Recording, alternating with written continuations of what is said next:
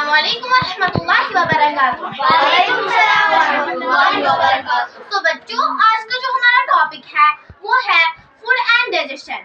Food का मतलब जो होता है वो है ग़िज़ा और डाइजेशन का मतलब होता है हजम होना। Why do we need food? हमें फूड की जरूरत क्यों पड़ती है?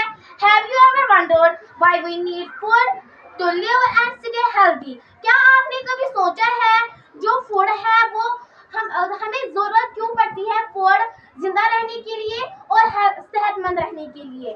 What happens to our body when we eat different kinds of food?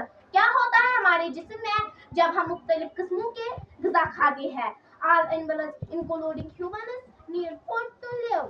All animals, सारे जानवर और साथ में ही humans को जरूरत क्यों पड़ता है फूड जिंदा रहने के लिए?